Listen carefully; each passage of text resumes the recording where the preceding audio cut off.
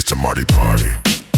There was 3 million new documents released a couple days ago. And what was in those documents is spreading all over the internet, all over social media, new revelations on certain things. We're finding, I guess a new level of depravity between Epstein and his circle.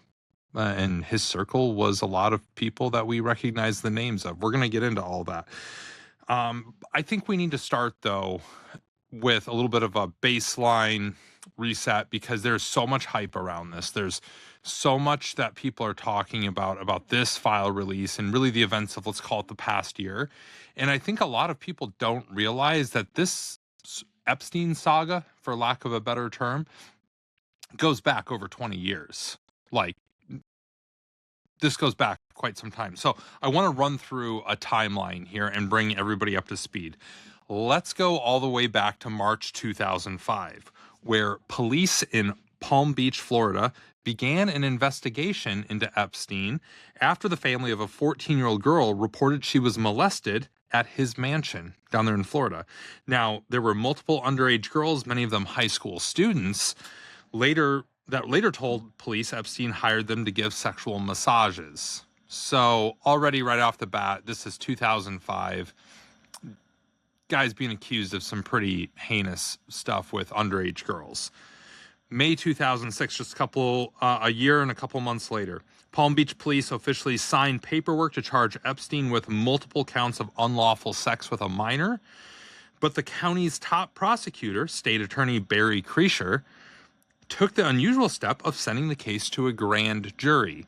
A couple months later, July 2006, funny to think I just left on my first deployment to Iraq on July 4th, 2006. So this was happening around the same time as I was going off for my first trip to the Middle East. July 2006, Epstein is arrested after a grand jury indicts him on a single count of soliciting prostitution. This relatively minor charge is criticized immediately, obviously, when we're talking about underage kids and sexual massages and all that sort of stuff, and the only thing he's getting hit with is soliciting a prostitute. This is something that a lot of people are upset about, and it included the Palm Beach police leaders who publicly accused Kreischer, the state's attorney, of giving Epstein special treatment. This is also when the FBI begins their investigation. So, quick catch up here. 2005, the state of Florida starts looking into him after complaints from some of his earlier victims. It isn't until 2006 that the FBI starts looking into him.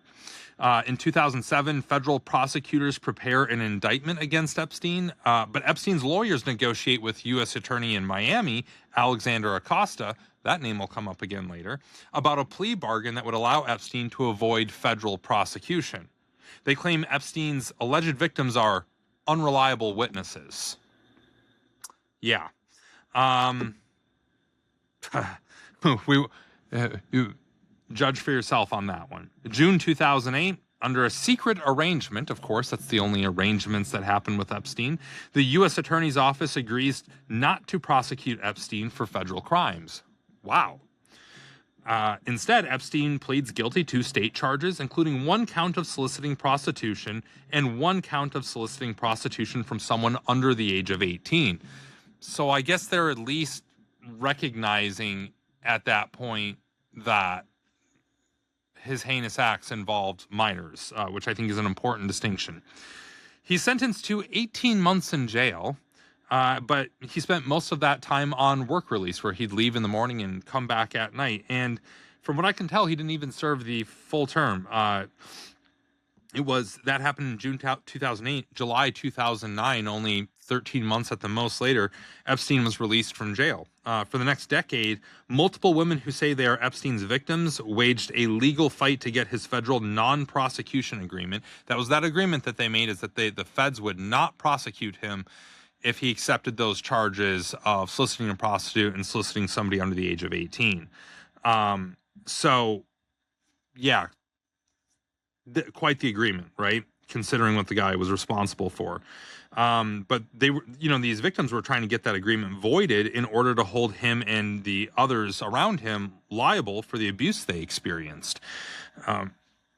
One of Epstein's accusers, Virginia Giuffre, who, again, you've probably heard that name recently, said in her lawsuits that starting when she was 17 years old, Epstein and his girlfriend, Ghislaine Maxwell, who is currently sitting in prison, set up sexual encounters with royalty, politicians, academians, businessmen, and other rich and powerful people, including Britain's Prince Andrew.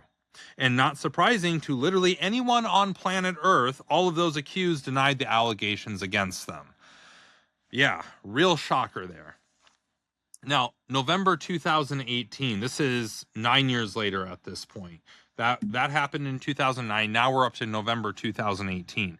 The Miami Herald revisits the handling of Epstein's case in a series of stories focusing partly on the role of Acosta, because now that old state's attorney is 9 years later the labor secretary for President Donald Trump's first term. And so he's a cabinet member in the United States government. And the Miami Herald's looking into him because he arranged this really strange plea deal with a sex trafficker named Jeffrey Epstein. The coverage renews public interest in the case, to say the least.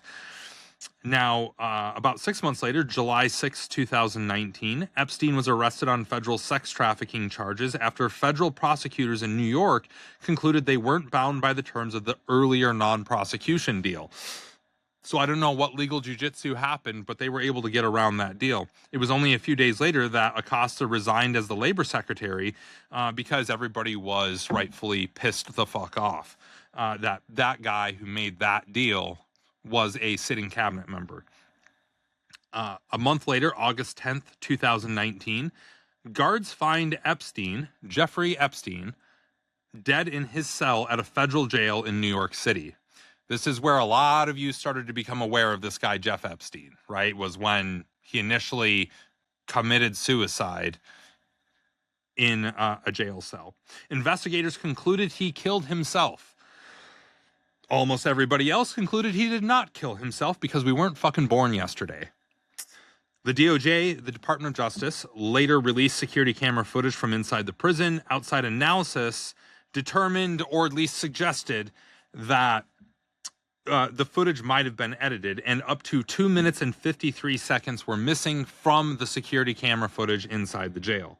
The House Oversight Committee later released a version with at least some of the missing footage, but according to a lot of outlets out there and a lot of reports, there's still footage missing. And I don't think we're ever going to see that, at least not in the next few years. July 2nd, 2020. Federal prosecutors in New York charged Ghislaine Maxwell with sex crimes, saying she helped recruit the underage girls that Epstein sexually abused and sometimes participated in the abuse herself. So at least one person is being held accountable here. December 30th, 2021, after a month-long trial, a jury convicts Maxwell of multiple charges, including sex trafficking, conspiracy, and transportation of a minor for illegal sexual activity. I think and she was sentenced to 20 years in prison. She didn't get sentenced until about another 6 months later, which was kind of crazy. But I think it's key to note, she was actually convicted of sex trafficking, conspiracy, transportation of a minor. I want to come back to this later, because if she was trafficking people, who was she trafficking them to, right? All right, January 2024, public interest in the Epstein case surges again after a judge unsealed thousands of pages of court records in a civil lawsuit involving one of his victims. Almost all of the information was already public, and the days-long document dump proved kind of disappointing. But it fueled demand for even more records to be made public. At this point, conspiracy theories are just completely full tilt, and people think more than ever that something's being hidden. And really the only argument is who's doing the hiding, or is just fucking everybody in on it. I tend to think more the latter at this point. During 2024, Trump, who was in office when Epstein was arrested, suggested during the presidential campaign that he'd seek to open the government's Epstein files. You can go back and look at a lot of his campaign speeches, going basically uncovering the truth behind Epstein and his operation and his death was, I don't want to call it a central, like, core tenet of his campaign, but it was brought up on a regular basis. And so now we go up to February 2025. This is just about a year ago today, right? Attorney General Pam Bondi said in a Fox News Channel interview that an Epstein, quote, client list was sitting on her desk. The Justice Department distributed binders marked declassified to influencers at the White House. We all saw that footage. A bunch of influencers come walking out of the White House, holding up binders and like, hey, we got it all. Except it pretty much quickly became clear that much of the information had already just been in the public domain, and there was no new information that came out of that public display of binder distribution.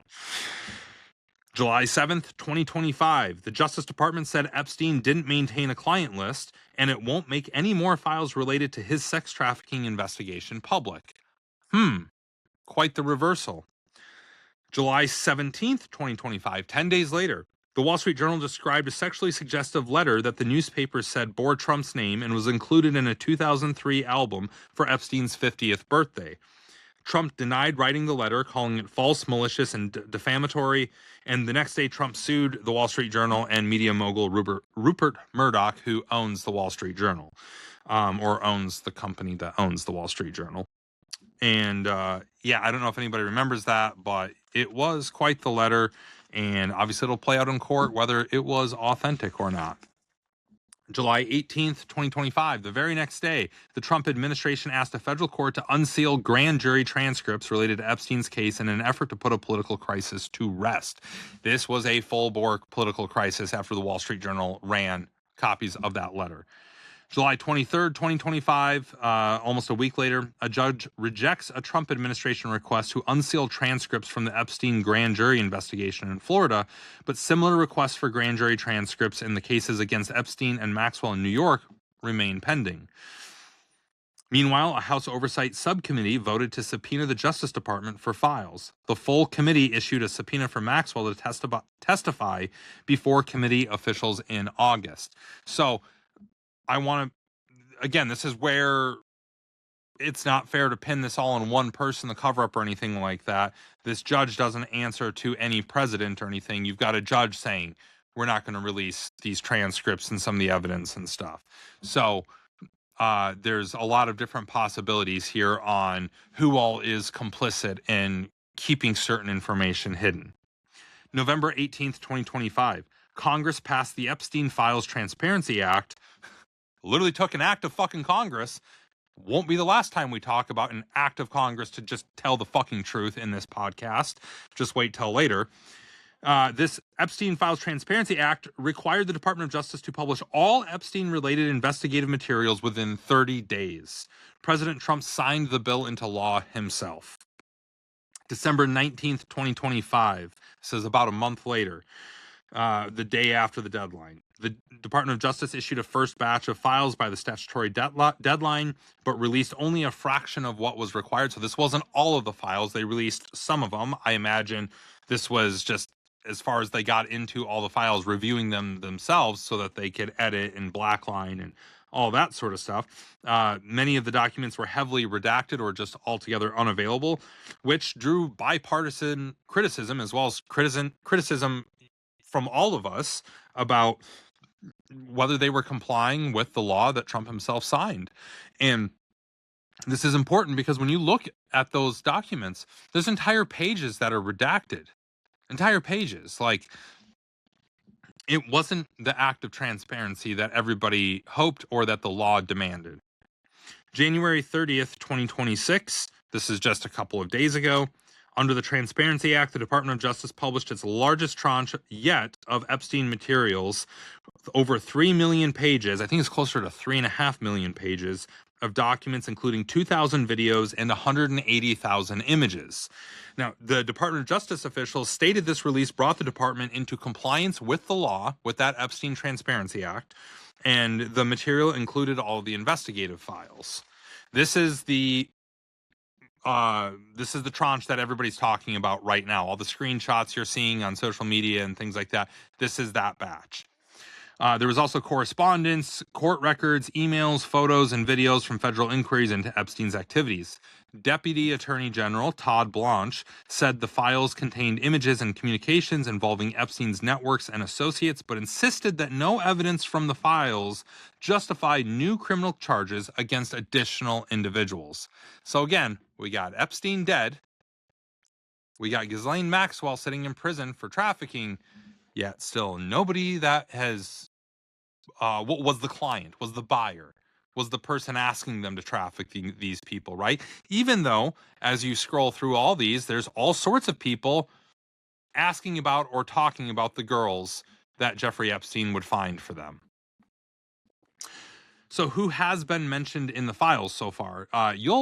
This is where I'm going to run through a bunch of names, right? Now, I don't want to say that this is a complete list. Please don't gotcha me in the comment section of why didn't you put this person in there? There's a lot of people. I'm already going to go through a lot of people, but this is just the tip of the iceberg, basically, on the notable people that you'll find within these documents. Also, I think it's important to say that I'm not saying that the things these documents discuss about these people is true. That's for a court to decide. I'm saying this is what the documents contain, and this is how major news outlets are reporting it. Okay, so let's go through the list of people and how they're mentioned. Ooh, a little coffee break here. We've been going hard. I'm going to talk about this mug a little bit later. All right, steamy. Is the camera picking that up? Just nice and not really. You're gonna have to trust. There's notional steam as far as you're concerned. The steam is real here. All right, people mentioned in the Epstein documents. We'll start off right at the top. President Donald Trump. Everybody obviously knows he's mentioned in there. His name appears repeatedly in the documents, including references to social interactions with Epstein. And the Department of Justice has said his presence in the files is not evidence of criminal conduct. Of course, depending on how you feel about the guy, everybody's got a different opinion about that. If you're a Trump supporter, you are vehemently defending him. If you're an anti-Trump person, then you are convinced that he is the worst of the worst and, because of this shouldn't be president. Then we've got billionaire Elon Musk. Now, Elon Musk emails allegedly between him and Epstein, allegedly, about social visits and island invitations appear in the records. In a November 25, 2012 email, I'd like to point out, by the way, it's just, November 25th, 2012. The reason I wanted to go through that timeline earlier was to point out that there was really no reason for anybody to not be aware that he was a convicted sex offender later than, say, 2007. Right? Because the legal trouble started in 2005. So all of these people that are communicating with him, socializing with him, they're doing it fully knowing that he's a convicted sex offender. And no, ignorance is not a plausible defense here.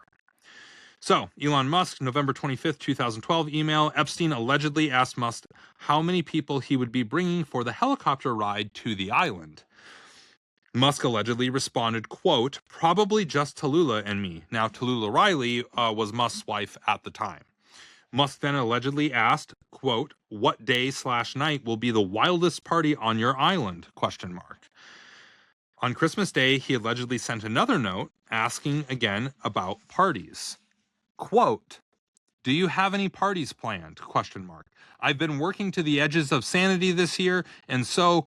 once my kids head home after Christmas, I really want to hit the party scene in St. Bart's or elsewhere and let loose, period. The invitation is much appreciated, but a peaceful island experience is the opposite of what I'm looking for, end quote. Next up, we've got billionaire Bill Gates.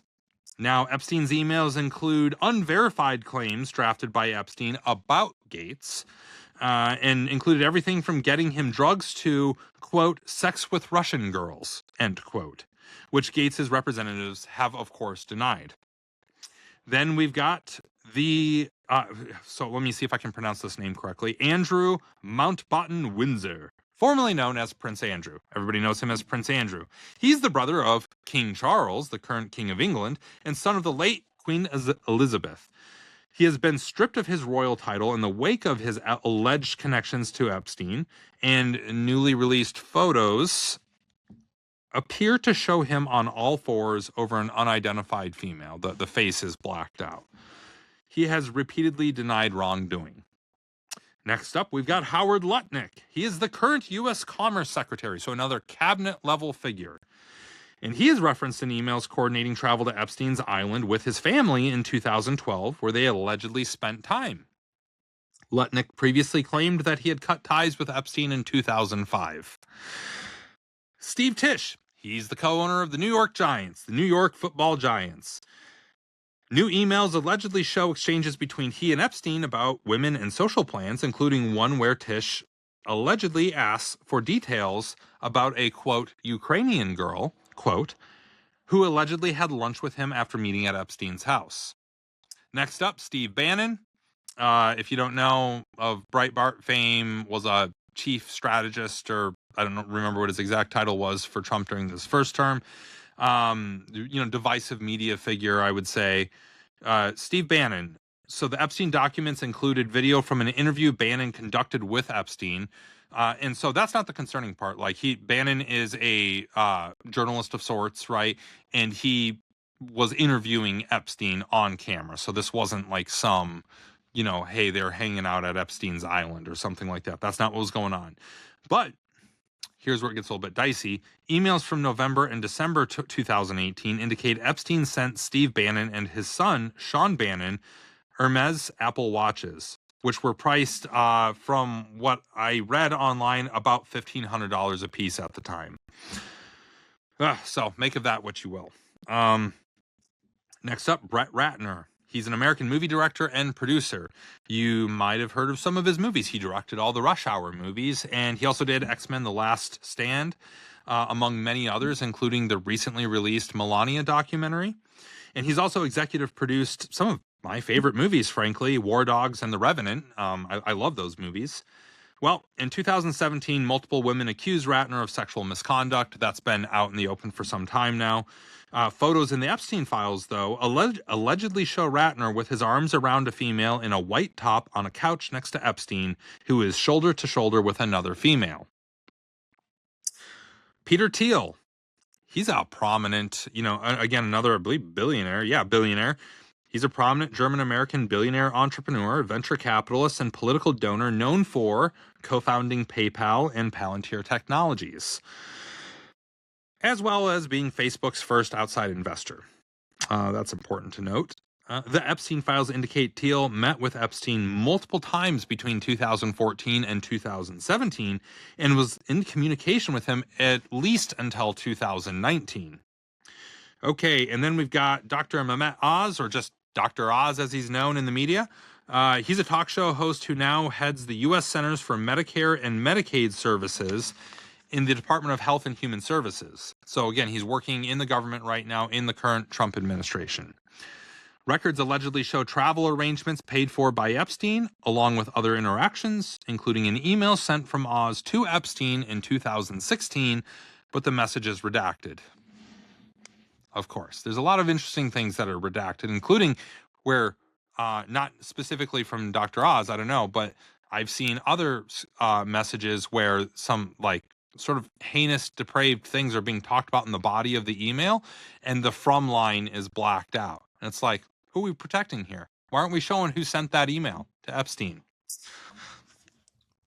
Hopefully this all comes out at some point. Next up, Catherine Rumler. She was the associate White House counsel to former President Bill Clinton and the White House counsel under former President Obama from 2011 to 2014. And she's currently the chief legal officer and general counsel at Goldman Sachs. Goldman Sachs. Sachs. As a native South Dakotan, I have problems with A's, bagel, flag, things like that. And I know that's not the way everybody else not from South Dakota pronounces it. Her name appears in emails expressing personal familiarity with Epstein, including one email to a redacted recipient where she allegedly said, quote, "I adore him, period. It's like having another older brother, exclamation point," end quote. Woody Allen. We've all heard of Woody Allen before. He's acted in, directed, and written many movies since the 1960s. Sort of a legend of sorts, or at least was in Hollywood. Uh, there's alleged text messages exchanged between Allen and Epstein in the files, including a 2015 text exchange where Epstein allegedly asks Allen if he wants to have a, quote, day museum White House trip, quote, the next week. At that time, that was 2015, so that means President Barack Obama was in office at the time. I'm not saying Obama was involved in that. I'm just giving frame of reference for Epstein and Woody Allen trying to allegedly arrange a visit to the White House. President Bill Clinton. So we've got multiple presidents mentioned throughout all of this. Previous files showed photos and references to the 42nd president of the United States' prior association with Epstein. The former president allegedly flew on Epstein's plane multiple times and has numerous photos with Epstein. By the way, if you're wondering why I keep saying allegedly on all of this stuff, because I'm not a lawyer. I'm not trying to get involved in lawyers and all that other stuff and like some he said, she said. Judge for yourself in these documents what you believe. I'm just telling you the rundown of how and when these people were mentioned in the files. I'm not claiming to know the veracity of the files or the accuracy of any of the information in them about people. You know, take that for what you will, but just all of this is allegedly and claimed, and I'm couching my speech in that for that reason. Next up, billionaire. We got a couple billionaires. We got presidents and we got billionaires. Epstein sure had a type. Jeff Bezos, the Amazon founder and CEO, appeared in an email alleging his presence at an event connected to Epstein in 2009. Okay, Miroslav Lajcak? I don't know. He's a Slovak diplomat and former head of the UN General Assembly. So not nothing. His name appears extensively in email correspondence, including texts from October 2018 when he was still Slovakia's foreign minister. Lajcak allegedly asked Epstein, quote, "Why don't you invite me for these games, question mark.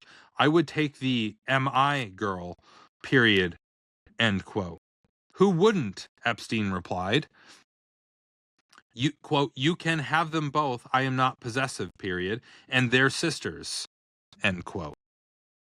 Next up, Dr. Peter Attia. He's a well-known physician and longevity expert, author of a very well-known book and a very well-known podcast host.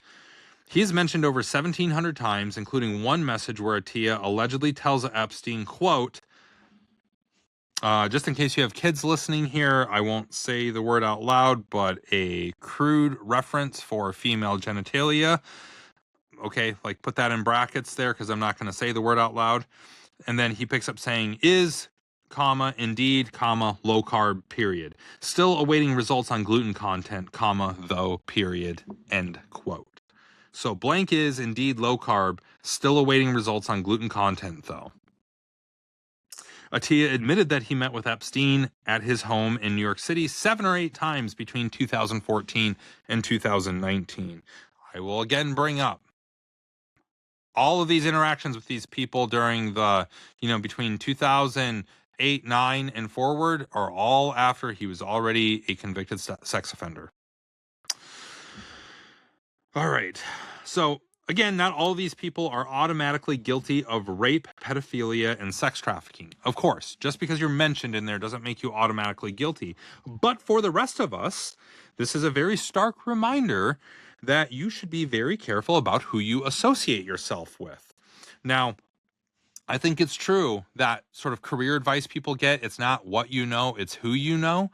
But just remind yourself, if you follow that advice, you can and will be judged on who you, quote, know. And I think that there's no more of a glaring example of that than these people that were, at a very minimum, socializing with Jeffrey Epstein. So who's not in the files? All those people are mentioned in the files in some capacity, whether they allegedly directly communicate with Epstein, or they were just mentioned in emails between other people. Everybody that I just talked about are in the Epstein files in one capacity or another. Who's not in the files? I thought this was a fun exercise. Sex trafficking and trafficking minors is not a joke, but I want to do this as a bit of almost satire to illustrate the fact that all those people, many of them are held in very high regard in society. Many of the people I'm about to mention are not, yet they don't show up in the Epstein files. So, right off at the top here, guess who's not in the Epstein files? Charlie Sheen. He's a renowned actor and renowned party animal. I do believe he has since sort of sobered up and is doing amazing. But again, I think he's somebody that people wouldn't have been shocked if Charlie Sheen was in there, but he's not in there.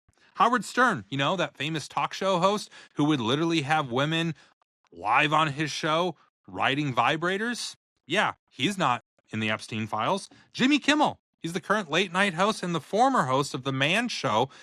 Oh, yeah, remember that show, especially if you're like a millennial or older. It was that show where they would close out each episode with having women or girls, whatever, all over the age of 18, I'm sure, jumping on a trampoline in various states of dress or undress. Kanye West. I'm not saying Kanye West is a good person either, but the famous musician who has claimed to be a Nazi in the past is not in the Epstein files. And, the fact that he claimed to be a Nazi in the past, I guess that probably kind of should make it not surprising that he wasn't an associate of Jeffrey Epstein. Jabba the Hutt. Jabba the Hutt's not in the Epstein files. Yeah, sure. Is he a fictional Star Wars character? Yes. But also, he literally kept women chained up as slaves. So, yeah, guy, animal, thing that keeps women chained up as slaves, not in the Epstein files. Tom Cruise. I'm a big Tom Cruise fan, by the way. So, again, not putting Tom Cruise and some of these other people in like the same moral category. But I think, he's like a renowned Scientologist. And I think, again, there's a lot of people that maybe wouldn't be surprised if the Eyes Wide Shut guy was like in the Epstein files. But he's not. He steered clear of all of that. Joe Rogan. He's the most successful podcast host in the world. Second place isn't even close. And he is a person, I think because of his position at the top, a person that a lot of people love to hate. Has he said things that weren't entirely true in the past? Yes. Is he wildly entertaining? Yes. Does he claim to know what he's talking about all the time? No. Does he just ask questions and is he just curious about the world? Yes. I think he's a good person. But you know what? The biggest evidence of the fact that he's a good person is the fact that he never felt the need to associate with a guy like Jeffrey Epstein, even though I bet he certainly had the opportunity to. A lot of these people probably had the opportunity to associate with him and did not. Dennis Rodman, remember him? Yeah, I'm a 90s NBA basketball fan. 90s, early 2000s. Let's call it the Kobe era. The former Chicago Bulls legend was known for erratic behavior and frequent trips to Las Vegas. I think he got himself into hot water with the team at times. He was even one of the Detroit Bad Boys when he was with the Pistons. But he was known as quite a wild guy back in his heyday. He was not mentioned even a single time in the Epstein files. Now, like I said, most of these people have nothing in common with each other. I just mention them as people who have faced stiff criticism in the public eye in the past, and many people just automatically assume the worst about. Yet, all the people that actually are mentioned in the Epstein files are politicians and billionaires and business people, things like that are all held in very high esteem. I just think it's an interesting contrast, and it contrasts, I think, the way we as the general public assigns our blame in our society. It illuminates maybe some of the misdirection of cancel culture, all of that. So do with all of that what you will. Now, what was actually released in these files, this latest 3 million plus, after being mandated by the Epstein Files Transparency Act passed in late 2025, the DOJ published millions of pages of documents, thousands of images, and hundreds of videos tied to federal investigations into Jeffrey Epstein and his network. That's a fact. A lot of the released material comes from civil discovery, not sealed grand jury indictments. So again, this is not every piece of paper ever connected to Jeffrey Epstein. Being mentioned in the documents or correspondence does not mean someone is guilty or under investigation. It also doesn't mean they are innocent either. And it would behoove anyone mentioned in the files to get ahead of this and sort of explain themselves and their connection. I have seen some people doing that, and basically tell the world why they thought it was appropriate to have anything to do with a guy like Jeffrey Epstein and his ilk, for that matter. So that was what was actually released. What the files actually confirm, right, when you go through them. Epstein's network and operations were extensive and long running. This was not a short little blip in time. This was an extensive network, and it happened over many, many years. The files give a broader view of communications, travel logs, and interactions between Epstein and numerous high-profile individuals, some of them that we just mentioned. And survivors' lawsuits and the civil claims that have been made are valid in asking for transparency. Those people are not full of it. They're not, what was that thing? Some of the victims were called as unreliable witnesses. These people have a valid claim. We see that much in just what's been released, despite all the redactions. And it also confirms that there's an elite class of individuals that think they are above the law in public scrutiny. They might be right, unfortunately. In some ways, I feel like a lot of these people are just looking us as Americans and the entire world dead in the eyes and saying, what are you going to do about it? What can you do about it? All right. What do the files not confirm? They do not by themselves prove criminal conduct by everybody mentioned. They do not provide a definitive list of Epstein's clients. So that's a fact. This is not a definitive list of clients, and there's not enough in there that proves criminal conduct on its own. That we can see. Again, there's so many redactions, you can't say that there's not enough to at least investigate other people, but when you've got names blocked out and things like that, I don't know. And, what do we still not know after all this? Many documents are still heavily redacted, and some pages have been deleted by the Department of Justice after being released. Good thing that there's lots of people out there taking screenshots of all this stuff as soon as they open up. We still don't know whether any of the newly released documents will lead to future charges. Officials are saying right now that there's nothing in there to go investigate, but who knows what will happen in the future. We still don't know what additional files might still be withheld out there. I think a very valid question for a lot of us is, what are they still not showing us? And then we still don't know who the fuck Epstein and Maxwell, who were definitely guilty of sex trafficking, were actually trafficking too. Remember, Maxwell's in prison right now for sex trafficking, but not a single person has been arrested for paying for those services. That's insane. That is absolutely insane. Now, public misunderstanding and social media around all of this has been varied and wide, and it's part of the reason I wanted to talk about it today. It's why I wanted to run through a timeline, run through facts, who's in it, who's not in it, all of that, because there is a lot just kind of going around right now. There have been numerous instances of misinformation and disinformation just going absolutely viral, and we have to remember that we live in the age of AI, and it's somewhat easy for people, not just with AI, Photoshop, other things, right, to present to alter documents that otherwise look legitimate, to alter photos, to do all sorts of different things, post it online, say it's out of the Epstein files, and just trust that all the people that are clicking share on it or commenting or engaging with that post are not actually going into the database of files and looking up to verify that it is in fact a true image or a file. And so you've just got a lot of people that are just after clicks and will do literally anything, whether it's moral, ethical, or not, and posting AI slop and doctored documents online just to get a viral moment. Now, the outrage you're seeing online is bipartisan. This is one thing that I really appreciate, is the fact that this is a conspiracy that spans both political parties. You saw Clinton, who's a Democrat, Trump, who's a Republican, people from both administrations, people of all different political varieties and beliefs are in the Epstein files. So this goes beyond political parties or even just our nation. There's this is an international incident at this point. People of all stripes want transparency and justice. And gosh, I mean, I would hope if there's anything that we can agree on, it's the fact that, yeah, man, if you're trafficking kids and doing it for years and years and years to the most important people on earth, yeah, whether you're a Republican, Democrat, Libertarian, gay, straight, bi, black, white, Latino, you know, whatever it is, that's fucked up. And we want the truth. I guess overall, I, you know, want to make clear that I don't make light of the situation.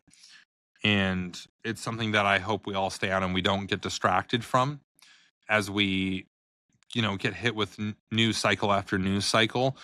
I believe that the Epstein files and justice and transparency around that is worth paying attention to. And we should stay engaged and we should stay skeptical of the things that we see on social media and always be in pursuit of the truth. It's a Marty party. It's a Marty party.